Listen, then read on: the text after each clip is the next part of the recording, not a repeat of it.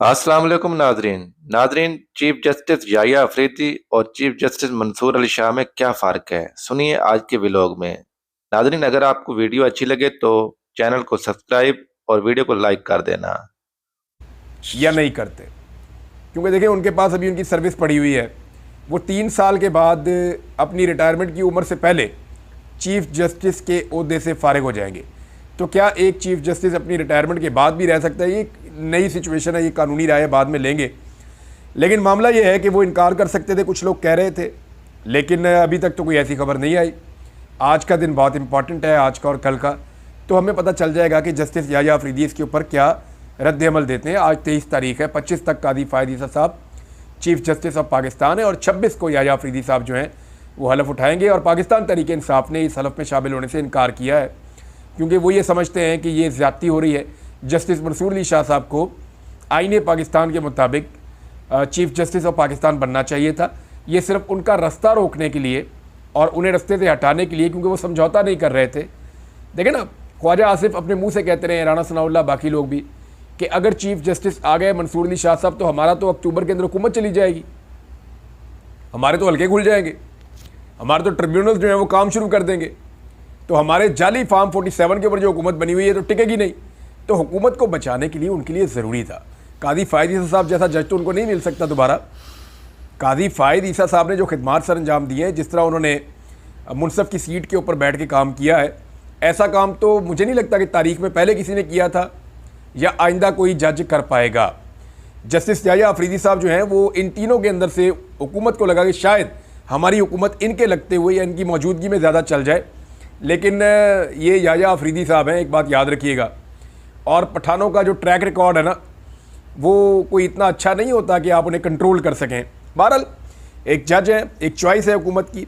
अब मंसूर अली शाह साहब के बारे में भी बहुत सारे लोग दावा करते थे और बड़े सीनियर जर्नलिस्ट दावा करते थे, वकला तंजीमें बड़ा रोला डालती थी। तो मंसूर अली शाह साहब के बारे में कहा जाता है कि अदलिया में जजेस की अगर सबसे बड़ी तादाद किसी जज के साथ खड़ी है तो वो मंसूर अली शाह साहब है, और इन्हें हटा देना हुकूमत के लिए इतना आसान नहीं होगा। एक बहुत बड़ी चट्टान है, बहुत बड़ी रुकावट है, बड़े तगड़े जज हैं। अब मंसूर अली शाह साहब को हटा दिया गया, रुकावट डाल दी गई, और उनकी जगह पे याहिया अफरीदी साहब जो तीसरे नंबर पे हैं उनको लाया गया है। और ये आइनी तरमीम ही सिर्फ इस मकसद के लिए की गई है क्योंकि फौरी तौर पे ये कार्रवाई की गई। वरना ये आइनी तरमीम अगर मंसूर अली शाह साहब के खिलाफ ना होती तो 26, 27, 28, 29, 30 कभी भी आ सकती थी। लेकिन 4-5 दिन पहले लाने का मतलब ये है कि मंसूर अली शाह साहब को हटाना था। अब देखना यह है कि जिस रद्द-ए-अमल की तवक्को की जा रही थी कि जस्टिस मंसूर अली शाह साहब और उनके साथी जजेस बड़ा सख्त रद्द-ए-अमल देंगे और कोई एक्टिविटी बड़ी हो सकती है इस मुल्क में, तो वो अभी तक तो नज़र नहीं आई। और अगर ये नहीं होती तो मेरा एक सवाल है, बड़ा बुनियादी सवाल है आप सब लोगों से, है कि क्या जजेस अपनी अदलिया के लिए खुद खड़े नहीं हो सकते? और अगर वो अपनी अदलिया के लिए, अपनी अदलिया की आज़ादी के लिए, उसकी बका के लिए जजेस खड़े नहीं होते, तो वो आम आदमी क्यों सड़कों पे जाके डंडे खाए, आंसू गैस के शेल खाए और तकालीफ बर्दाश्त करे? ये सवाल वैसे जजेस को भी अपने आप से पूछना चाहिए। अगर वो खुद खड़े नहीं हो रहे तो उनके लिए पूरी कौम खड़ी होने के लिए तैयार भी हो तो क्या फ़र्क पड़ता है? यानी ऐसा तो नहीं है कि वो सिर्फ बैठे हैं और हर चीज़ उनको प्लेट में ला के दी जाएगी। अगर कोई जिद्दोजहद है या कोई कुर्बानी है तो उसके अंदर सबको अपना अपना हिस्सा डालना पड़ता है। इमरान खान लेविश ज़िंदगी गुजारने वाला आदमी आज जेल में पड़ा हुआ है, उसका भांजा जेल में है, उसकी बीवी जेल में है, उसकी 2 बहनें जेल में हैं। एक बहन जो है वो जेल में नहीं है, वो जेल के दरवाजे पर ही रहती है कि मुझे मेरे भाई से मिलवा दो, मुझे मेरे भाई से मिलवा दो, मेरे भाई की हालत पता नहीं तुमने क्या कर दी है, क्यों नहीं मिलवा रहे। तो बहन की तकलीफ है ना। ऐसी सूरत हाल पाकिस्तान में किसी सियासतदान के साथ नहीं हुई। अगर इमरान खान जैसा आदमी। नादरीन, एंकर मंसूर अली खान कहते हैं कि चीफ जस्टिस याहिया अफरीदी कैसे चीफ जस्टिस हैं।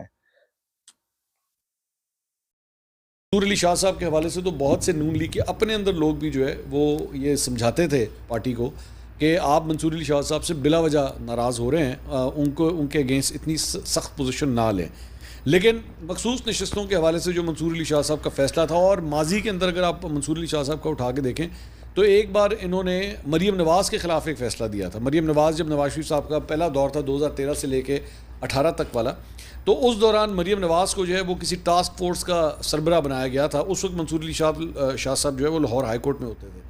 तो तब उन्होंने उस नामजदगी को जो है वो कैंसिल किया था कि नहीं, मरीम नवाज़ जो है वो इस तरह नामजद नहीं हो सकती। तो एक माजी के अंदर एक हिस्ट्री जो है वो है, और एक ये मखसूस नशिस्तों के हवाले से फ़ैसला जिसके ऊपर अमल दरामद ही नहीं हो रहा, अभी तक नहीं हो रहा अमल दरामद। और ये एक तासुर हुकूमत ने ले लिया हुआ था, मुझे नहीं पता ये सही है या गलत है, लेकिन एक तासुर उन्होंने ले लिया हुआ था कि ये जो 8 जजेज़ हैं, ये जो पूरा धड़ा एक इकट्ठा हो गया है, इसको मंसूर अली शाह साहब लीड कर रहे हैं क्योंकि वो अगले चीफ जस्टिस बनना चाह रहे हैं। और इसीलिए हुकूमत ने जो है सर जोड़ के जो है वो पूरी सरतोड़ कोशिशें जो है पूरी की कि हमने कुछ भी हो जाए मंसूर अली शाह साहब को जो है अगला चीफ जस्टिस नहीं बनने देना। अच्छा, अब आ जाए ज़रा याह्या अफरीदी साहब के ऊपर। याह्या अफरीदी साहब जो है डेरा गाजी खान से उनका ताल्लुक़ है, वहाँ पे उनकी पैदाइश हुई। बाद में पेशावर हाई कोर्ट में उन्होंने सर्व किया, पेशावर हाई कोर्ट के चीफ जस्टिस भी रहे, एचएन कॉलेज से पढ़े हुए हैं। और उसके बाद इन्होंने कैम्ब्रिज यूनिवर्सिटी से जो है वो LLM की डिग्री इन्होंने हासिल भी की हुई है। और 1990 में हाई कोर्ट के वकील की हैसियत से जो है उन्होंने प्रैक्टिस का आगाज़ किया था। वेल रिप्यूटेड, कोई किसी किस्म का कोई दाग नहीं है उनके ऊपर। बट मैंने जितने लोगों से मेरी बात हुई है, याह्या अफरीदी साहब के बारे में जो है ना वो यही कहा जाता है कि अनप्रेडिक्टेबल है, उनके बारे में प्रिडिक्ट नहीं किया जा सकता। और मेरा ख्याल में दैट इज़ एब्सोल्युटली राइट। किसी भी जज के हवाले से, किसी भी सहाफ़ी के हवाले से भी मेरा ख्याल में प्रिडिक्ट नहीं होना चाहिए। मैं ख़ुद ये समझता हूँ कि आपको पहले से उनके बारे में प्रिडिक्ट नहीं करना चाहिए। मेरिट के ऊपर वो फैसला दें तो बहुत अच्छी बात है। लेकिन अब एक प्रॉब्लम आती है। एक तो मैं ये आपको बता दूं कि जो 9 अफराद वहाँ पे मौजूद थे उसमें से JUI फ़े की जानिब से ये बताया जा रहा है कि उन्होंने याह्या अफरीदी साहब के हक़ में वोट नहीं दिया था और उनका वोट जो है वो उनके अगेंस्ट गया था। लेकिन नाज़रीन, शाबिर शाकिर आज के व्लॉग में कहते हैं क्या जस्टिस याह्या अफरीदी इस्तीफ़ा दे देंगे या नहीं तो देंगे। सीनियर मोस्ट जजेस से जान छूटेगी और इस तरीके से जो 8 ऑनरेबल जजेस का फैसला है जो कि 8 फरवरी 2024 के इंतखाबात को गैर मुनसिफाना और गैर शफाफ करार दिया है और मखसूस नशिस्तें पाकिस्तान तहरीक इंसाफ को देने का हुक्म दिया है, वो उस फैसले से भी हमारी जान छूटेगी। इसलिए ये बड़ी चाबुकदस्ती से पीपल्स पार्टी, मुस्लिम लीग नवाज़ और MQM तीनों जो फॉर्म 47 की पैदावार हैं, जिनके पास फॉर्म 47 के अलावा कुछ है ही नहीं। बहरहाल एक बात बता दूं कि जस्टिस मंसूर अली शाह साहब और जस्टिस मुनीब अख्तर साहब इस्तीफ़ा नहीं देंगे, क्योंकि जो इन्होंने सोचा हुआ है कि जैसे हमने जस्टिस एजाजुल एहसन साहब को मुस्ताफ़ी होने पर मजबूर कर दिया था, गन पॉइंट पर इस्तीफ़ा ले लिया था, और जस्टिस मज़हर अली अकबर नकवी साहब को भी हमने गन पॉइंट पर इस्तीफ़ा ले लिया था, तो हम इन 2 ऑनरेबल जजेस से भी जान छुड़ा लेंगे। लेकिन हमारी इत्तला के मुताबिक ऐसा कुछ होने वाला नहीं है, बल्कि जो पेटिशंस जाएंगी सुप्रीम कोर्ट ऑफ पाकिस्तान में 26वीं गैर आइनी तरमीम के ख़िलाफ़, उनको भी सुप्रीम कोर्ट का फुल कोर्ट सुनेगा और उसमें जस्टिस मंसूर अली शाह साहब भी होंगे और जस्टिस मुनीब अख्तर साहब भी होंगे और उसमें जस्टिस याह्या अफरीदी साहब भी होंगे। तो अब आगे बढ़ते हैं, कुछ और ख़बरें भी आपसे शेयर करना है, क्योंकि कल एक फ़ैसला दिया, काजी साहब ने एक इख्तलाफी नोट लिखा और इख्तलाफी नोट मखसूस नशिस्तों के केस में लिखा गया। और नाज़रीन, डॉक्टर शहबाज गिल आज के व्लॉग में कहते हैं कि PTI ने कमेटी में न जाने का फैसला अच्छा किया जो या नई आईनी गलत। तरमीम के बाद आया है सामने। अब अगर वो चीफ जस्टिस बनना पसंद करेंगे तो 3 साल के लिए बनेंगे। उनकी जो सुप्रीम कोर्ट के जज के तौर पर मुद्दत है वो 5 साल की बजाय 3 साल रह जाएगी। अगर वो चीफ जस्टिस नहीं बनते तो फिर पहले मंसूर अली शाह साहब चीफ जस्टिस बनेंगे और फिर शायद उनकी बारी आए या ना आए। तो अब इस सूरत हाल में अगर तो वो इनकार कर देते हैं तो फिर जस्टिस मुनीब या जस्टिस मंसूर में से कोई एक चीफ जस्टिस बनेगा।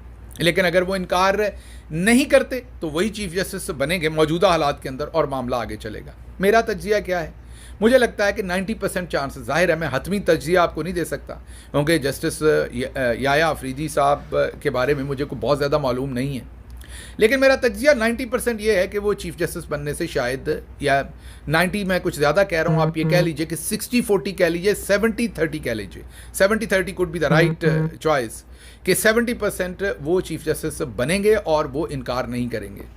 ओनली 20-30% ऑप्शन है कि शायद वो इनकार कर दें, और अगर वो इनकार कर दें तो फिर जस्टिस मंसूर और जस्टिस मुनीब, और फिर उसके बाद और बहुत कुछ हो सकता है।